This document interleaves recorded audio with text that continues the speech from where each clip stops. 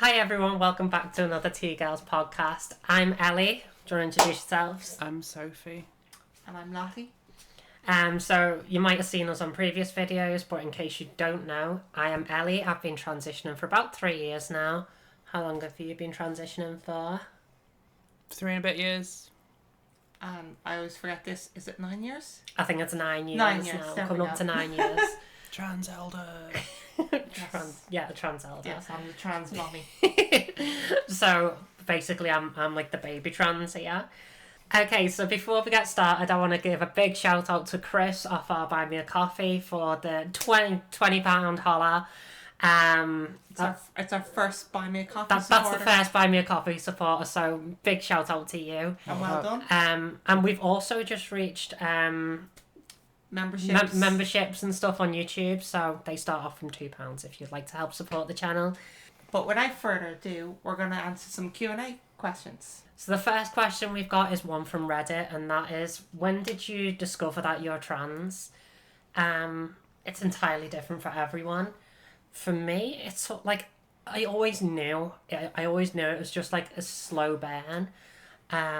Yeah. Since literally since as long as I can remember, since I was like 3 or 4 was my first time. I was like, I don't feel like a boy. Yeah. But for me, it took like longer because I kept burying it, and I was scared of like that change, because you're changing your entire life, and that was really scary for me. It was literally just like, I either continue as me or I no longer continue. as That's bad cheery. as that sounds. Yeah. So what about you, Seth? Yeah, I just had this sort of undercurrent all throughout childhood. High school came, buried it. I didn't need another reason to get bullied. So, yeah, that took like a good decade of unpacking. After that, lockdown hit. And then suddenly I had a lot of free time with no stress. I feel like And it was lockdown just- was a big discovery point for a lot of people. Yeah. It was time where you were spent a lot of time by yourself, and you could just sit there and reflect a lot. And I feel like it was the time that a lot of people were just like, I'm fucking depressed right now. I need to stop hiding who I am because this cannot continue. Yeah. Yeah, lockdown was like free therapy. Did a lot of introspection, and then was like, yeah. It's really, really weird that a certain demographic seems to have experiences and thoughts that line up perfectly with me. Started experimenting, and then magic. Holy crap. Life just got better. I feel like lockdown was a point for a lot of people where societal norms sort of just merged together in a weird way. Yeah. And it just became like, no one knew what the fashion trends were. No one knew who they had to be because they weren't spending time with their friends and stuff. Everyone forgot how to drive and still hasn't recovered. Yeah. There is that as well. But I feel like a lot of people just found themselves because they didn't have people to reflect off. And it was really good for that. There's no reason to mask when you're on your own. Exactly. That's true. Lottie. For me, similar to Ellie, where earliest memories of wanting to be a girl from like 3 or 4. The thing is, when I was 3 or 4, it was 1993, 1994. So there was no internet, there was no information around, so it kind of got buried for a long time. Then I remember like 2004, it was the first time I'd kind of come across trans and like hormone therapy. But I thought there was a lot of hurdles that would stop me, like family, and again, buried it. And then I got to a point where I was old enough and I was like, do you know what, now it's time. And I came out to my sister, went to my doctor, went through all that, and then came out to my dad, which was hilarious. I thought he was going to shoot me. Can we talk about like how it felt like the first time we actually came out to that first person? Because this is something that, like, people say it's a big weight off your shoulders, but I feel like it's like tons of weight off your shoulders. Like, it's crazy. Yeah. You feel like you can fly after you come out. Like, that was crazy for me. I knew my mum was going to be supportive. So when I came out to her and she was like supportive about it, She didn't fully understand, but she was supportive. I was like, of course she was going to be like this. Like, what? Why did I build up this image in my head of my parents disowning me and, like, everyone not wanting to know me anymore? In fact, it was the very opposite. Like, people had seen me at rock bottom, and that's so, like, when people see me then start to become myself and start to, like, be on this path of self-discovery, that was, like, massive for them as well, because they actually see me, like, genuinely be happy, and I think they would have given anything to see that again. Like, for me, it was my sister. She knew. She took the words out of my mouth before I could tell her. Yeah. She knew. Yeah. But she was always like that. Like, she was the one that she had all the gay friends. She knew the friends were gay before they knew they were gay. Mm-hmm. Just, the way she was. Yeah. So the next question we've got is another one from Reddit, and that is 25 too old to transition? Absolutely not. So I seen this one pop up, and for Makes the me record, feel old. how old were we all when we started transition? 26. Were we all 26? Wow. When I started hormones in 2016, so I was 26. That's weird. So we were all 26 when we decided, no, this is enough. So 25, definitely not too old. Yeah, 25's definitely not. 20, your mid-20s are that age where you start to find yourself. So it's a really, really common age for people to come out then, or to start their transition, because it's that age where a lot of that youthful boisterousness sort of goes, and there's a lot more introspection. You start to slow down a bit and think. Yeah, and also, like, hormones are going to be more effective the younger you are, but at 25 they're still quite effective. Yeah, like, for example, like, we're all passing in public. Yeah. You, for example, you went to a hospital appointment the other day, and do you want to explain what happened, because it was quite funny? What? About the HRT and stuff. Yeah, it was just the doctor. Yeah. Yeah. So I went in and she was like, did you go through early menopause? Because she was looking at my medications. And I've come over from Ireland, so they don't have my history here. And I was like, no. And she was like, but you're on estrogen, you're on progesterone. And I was like, yep. She's like, why? And I was like, oh, because I'm trans. Yeah. She's like, oh, wow, I wouldn't have known. I don't really deal with a lot of trans people. Yeah, it's just like, I'll just take the compliment. Yeah. But, like, I love that we all started at age 26 and we're all, like, passing in public now. I sort of had a couple mind-blowing moments recently, didn't I? Yes. Like, I was in Aldi the other day, and this little girl, probably about 4 or 5, was just looking at me like, and then, like, she just went, she's so pretty. Like, as I walked past, and I was like, were you wearing your helmet? No. Just your bike gear? Just my bike gear. Yeah. I don't even think I had a bit of eye makeup on, that was it. But, like, at the age where they are so blunt, I was just like, she just called me pretty. And it just filled me with so much joy. But then, like, I walked to the end of the aisle, turned around and walked back and, like, sort of past them again. And she looked at me again and went, she's so pretty. And I was just like, okay, thank you. Do you want to just make my entire year? And that was just, like, such a beautiful, euphoric moment for me. Yeah. Mine was getting ID'd the other day. Which, like, for reference, Ellie's usually the one who gets ID'd. Yeah. She got a drink taken off her because he put it down, walked away, and then was like, do you have ID? At that point, it was already too late, but he took it back anyway. Yeah. Well, Sophie was like, how old do you think she is? And what did he say?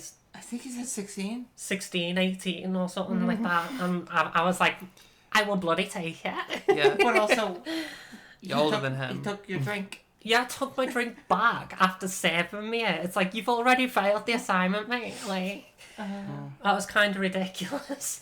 But long story short, no, 25 is absolutely not too old to start. I forgot where we started with that. It's never too old to start, really. It's never never too old to start being yourself. But age does play into it, like, to an extent, because the younger you are when you start your transition, the better sort of outcome you will get. Yeah. We all want to start, younger, and the Yeah. resources weren't really there when we were younger to really know anything about it. No, definitely The not. second best time is now. So Yeah. Yeah. The second best time's like come out right now. Start HRT as soon as possible. Even if it means self-prescribing, I'd say just get on it as soon as you possibly can. And it'll start to make changes. Like, no matter how old you are, you will see changes. Yeah. So just get on it. So the next question on Reddit is, what's the point of transition if I don't pass? What do you have any opinions on this one? Because it's a bit of a... I think we all had a point in our transition where we thought we weren't going to. Yeah. I think if you're on HRT, you will eventually. Yes. Like, no matter how old you are. I think especially older trans people get caught up in, I'm never going to pass. And what it is like, you're never going to pass for young. But you're still going to look... You're going to look old because you're old. But you're still going to pass. Like, yeah. That was blunt. Yeah, but like older trans people pass as older people. Yeah. Like, And I think Yeah. there's a very small section of people who transition thinking they're gonna pass. A lot of us don't transition because we think we're gonna pass. We just transition because we want to be who we are. I literally started my transition with the thought that I will never pass. I was like, I'd rather be an ugly looking woman than be this man that is just not me at all. yeah. And I was quite comfortable with that. I was like, okay, well, at least then I'm living my most genuine self. At least then I can live as me. Yeah. And that's the reason, like, 90% of trans people will transition is because they just want to be themselves. Yeah. It's does it make you happy? Does HRT make you feel better? That sort of thing. I think getting caught up on passing is very much, is HRT going to work for me? Are meds going to work for me? But there is so much you can do with presentation and makeup that can make you pass. Yeah. And also that question in itself just says more about society than it does about anything else. Yeah. There are cis people who don't pass. Yes. Passing isn't the most important thing. It might feel like it, but I genuinely say the most important thing about your transition is that you're comfortable in your own skin now. Like, you can wear what you want and present the way you want, and that's how you know you succeed, and not by passing exactly. Yeah. Obviously it's a goal for all of us, but if you don't get there and you're still comfortable like presenting yourself in this way, then That's the most important thing. that is the end goal there. If you can't have a big fuck you attitude, Yes.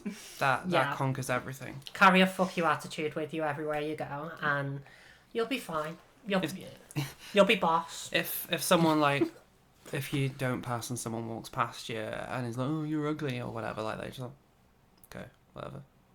Yeah, so are you. I'd rather have an ugly outside than an ugly inside. Yeah. For sure. Well, apart from J.K. Rowling, she's got both. Way. The thing is, like, we get philosophical here. If you have an ugly inside, do you necessarily think you're ugly on the inside? Would you care? Probably not. Ooh. Deep thoughts. Don't worry, we'll cut that bit. So the next question is, I am a trans woman. Do I tell other people that I'm going on dates with that I am trans? Does it matter? For me personally, I think it's better to get it out the way as soon as fucking possible. Yeah. I feel like this reduces dangers. Because think about it, later on you end up going to someone's house or something and it's like, I'm trans, and then they feel like they've been sort of captured. Yeah. And it's not something I would do personally. I'd be like upfront about it. I feel like it's the best way to be. And the thing is, it weans out a lot of people as well, like a lot of weirdos. Yeah, I think there's probably a lot of nuance to it as well. Like, if you're post-surgery and it's like you meet someone in a bar and you know it's going to be one night stand, then I don't necessarily think it's important to tell. Like, if you post-surgery, I don't think it matters at all. Like, obviously it matters what's down here for a lot of people because that's preference. Like, Yeah. it's fine if you don't like me because I'm a girl with this, but that's just preference at the end of the day, and I'm okay with that. Get it over with, like, get it out there, because it's for your safety, really. People kill over this sort of thing. Yeah. They do. And it also does wean out the weirdos who you probably wouldn't want to deal with anyway. I would also say as well, though, on dating websites, don't put straight up that you're trans because you will get a lot of chasers. Yeah. I'd just say woman, and once you get chatting to someone, getting to know them a little bit, then let them know, rather than like letting them know on the first date, because I feel like things can get messy. Chasers, don't yourself? I think we all Don't do. even go there. Like, my DMs, right? They're just filled with people who are like, I want to do this, that, and the other to you, and then you go and look on their profile, and it's like outright fascism. Yeah, we've got a fine example of that right here. I'll put it on the screen because it is actually hilarious. So pause the video if you want to check that out properly because it's brilliant. Continue. I find that a lot of the people who are interested in you specifically for being trans are the kind of people who want your rights taken away, and they don't care about you because they see you as a sexual object. Yeah. So Which, vet them it's first. Not a terrible thing to be a sexual object if that's what you like, but So why'd you look at me when you say that? I'd say vet them first, get to know them, then bring it out in a safe environment when you're not alone. Yes. yeah. But don't do it right at the point where you're banging, because there is like some trust issues there. Absolutely. Okay, so the next question up is, why do people hate trans people? Fucking look at us. Yeah, because we're hotter than them. Because we're absolute cunts. No, Isn't that like the one I've word you're not nothing to allowed to add to say or this. something? I'd just say it's because of all the scapegoating from governments and stuff like that, and we're getting a lot of like negative press, but just because they want something to talk about that isn't the government. But we are the current political scapegoat. If before us, at least in most of the Western world, it was Muslims, and before that it was gay men, and before that it was black people, and before that it just goes on and on. It's just a new person every couple of decades. Yeah, they're just always looking for someone to target to take the pressure off their backs. Like, the economy is absolutely crumbling. What can we talk about? Girl dick. Yeah, it's always something that is like hot topic where they know people are going to get riled up over because they don't agree with it, and like at the end of the day, if they take away all our rights, it still won't fix the country. Yeah, the media machine is so effective at creating this boogeyman that we've come across people that when you say you're trans to them, they're so confused because they have this idea in their head of what a trans person is like. Yeah. And it is someone who... It's a man in a wig. It's a man in a wig. And... yeah, stealing the kids or something like that. And we're just normal people living our lives. Yeah, exactly. So the next question is one from our Discord. I'll leave a link to it in the description. And that is, how did me and Lottie meet? In case anyone doesn't know, Lottie is my partner. We have done a video on this before, but I guess people will have yeah, missed it. we'll just touch on it a little bit. Yeah, it was a very early video, to be fair. Yeah, so we met through TikTok. The algorithm brought us together. Yeah, I was scrolling as I do. A video of hers came up, and I was like, oh, cool, biker. And I was like, oh, she's trans. And I kind of kept going, and it brought me back to her page. And I was like, so I commented, and then saw her live, and then she said that she has a Discord, and I was like, oh, sure, I'll join it. Fully expecting to be in it for like a day or two, and then like every other Discord server I'm in, never looked at it again. That didn't happen though. No. And before we knew it, we were planning a week-long date in Scotland together. Yeah. Platonically. Although we did have the Pride meetup first with other people. Yeah, we didn't meet each other beforehand, but it was still very nerve-wracking because we were like, we're just going to meet in the Scottish Highlands and ride around for a week together. And sleep in the same tent together. Yeah. So that was a lot of fun. Yeah. A very lesbian date. It was Last a very 7 lesbian days. date, and then I got invited to your parents' wedding. Yeah. And then it just sort of went from there, didn't Yeah. it? Basically, long story short. Yeah, basically, and it just progressed.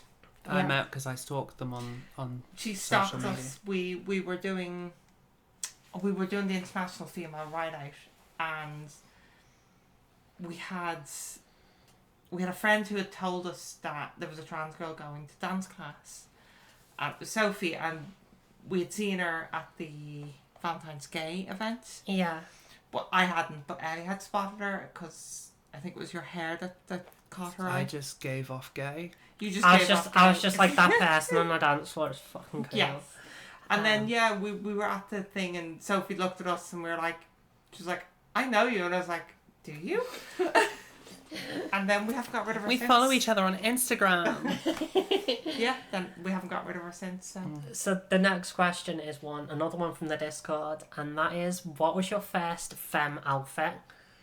Oh. So I've actually got a picture of mine, and I'll try and put it somewhere here. It was like a weird bloody sweater top thing and a skirt, and that was like my first sort of outfit that I had, and I thought I killed it, to be honest. Oh, with a corset as well, and it looked really good. Now I know what you're talking about. Yeah, Sorry, the black and white sweater, like Yes. sort of emo-ish. My hair's messing me about. It wasn't the best There we go. outfit, but it was a start. Yeah, and we'll start somewhere. I actually can't remember. It was a long time ago.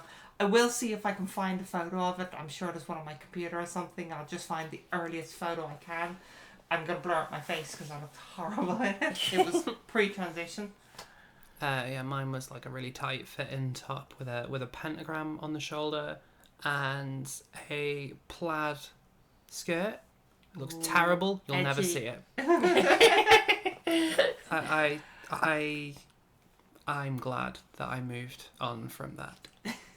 Okay, so the next question now is from Tessa in the Discord, and that is, what was the most surprising positive change to transitioning? Not necessarily physical or mental changes, but socially as well. Yeah. I'd say socially was quite a bloody big one. You can start playing your tiny violins. I always struggled to make friends growing up. Same. Aww. I need an R together. Aww. Thank you. It's nice to know that you care about me. That was so musical theatre. But basically, I'd say socially it made a massive difference. I always struggled to make friends, and since transitioning, I feel like I just glue with people like straight away. Yeah. I don't feel like I'm fighting for friendships now. I feel like they just naturally come. Yeah, I feel like there's much less stress over it because you're not like actively looking. It's just people who like you will like you. I'm just trying to think. I don't think that was the case for me because I was always able to. People either liked me or hated me, and that was it. Yeah. And it's still kind of been the same. And I was always able to, like, I worked in Tesco, and I was always really friendly. And I discovered now that I actually really enjoyed interacting with people. And I don't think that really changed after transition. Yeah. Okay, so the next question is one that I just randomly thought of. So what was your first job post-transition? And, like, how did they treat you with that? And, like, did it become more difficult because you transitioned? We'll start with you, Lottie. So me, well, I transitioned in college. I was did my first year in college as the old me. Over the summer, transition, came back. That was fine. And then my first job post-transition was when I finished college, and I went straight into software engineer. And they never knew. I told like one or two close friends in the office about me, but they were really nice in there. Women were very much a minority in that office. When I joined, was there Tandy, Katrina, Nina? There was 3 other women in the office when I joined. Sophie, go on. I feel like this is really building up tension right now. I think I know which one this is. Right. So stripping. And then adult content creation. Was that your first job post-transition, though? It was. Was it? Yeah. I thought it was... The first thing I got paid for post-transition was when I was in a strip club as a guest. Yes. And ended up getting paid. It was fantastic. Okay. So, I thought it was when you were working for the council. no, I hadn't come out yet. You did pay your commission though, didn't you? Ah. No. You didn't pay your commission? No, not the first time. That's... Oh, so it was first time free commission. First time was no commission, and then after that. Big shout out to Nancy for that one. So my first job after like coming out was doing the essay work. So it was background extra work, and it was a bit of a mad one because like I remember being on Hollyoaks before transition, and I was kind of a regular, and then I remember going back like probably a year into transition, and I was meeting all the same people again, and they were all just bloody lovely. Like everyone on that set are amazing, and it is one set I will go back to again and again and again. Yeah, Hollyoaks are good. They are bloody wonderful. And they treated me like so well, and I didn't feel out of place at all. So yeah, I'd say like background work and stuff worked really well for me. The only negative thing I will say about it is around Pride Month and stuff, you will get inundated with bloody this, that, and everything else. Although this year was Because- very quiet around Pride Month. This year I did get a few, But but they were nowhere like near as quite many. far away. Yeah. But like last year, I must have got like 20 requests of everything. But- Whereas Hollyoaks will ask you any time of the year. Oh, Hollyoaks are happy to have me on any time, yeah. Yeah. And that's why I love them. They're not just wanting me for pride scenes. Like I hate when productions feel like they need to just throw trans people in and throw like LGBT people in because like, you know, they want to try and like... Well, they did do that for a certain storyline, and the three of us were in it. Yes, but Yeah. that was specific storyline within Yeah. the show. That wasn't just... It's Pride, bitches. That wasn't Pride. That was, Yeah. that was quite a bit before Pride. Yeah. It did make me laugh, that scene though, because there was like so many trans people in one little scene. Yeah. And it's only meant to be a tiny little village, and it's like... Yeah, What- Hollyoaks is really small, isn't it, the village? Yeah, well, we're probably making up about 20% of the village. But to be fair, like, it's quite possible that this is a support group that people travel to the village That for, is very true. from That is surrounding very villages. true, yeah. Like, Can we stop trying to look up plot holes in Hollyoaks, because it's not the most like rigorous show for it. So fair. But no, we love them. But Yeah. that was my sort of first job after coming out, and I loved it. okay, I've got one more question. Yeah. Okay. Why do they call it oven when you in the cold food out of hot eat the food? That one's from our Discord, and fuck off. Thanks for that one, Ran. Yeah, thanks, Ren. For that weird seizure. My But- brain still hasn't wrapped around those words. But that was all for this video. Thank you so much for joining. Again, don't forget about the memberships. They start from £2, and buy me a coffee as well as in the description. Make sure to join the Discord channel if you haven't already. And yeah, we love you all. Hope you enjoyed this video. I don't. I Bye. hope you hated it.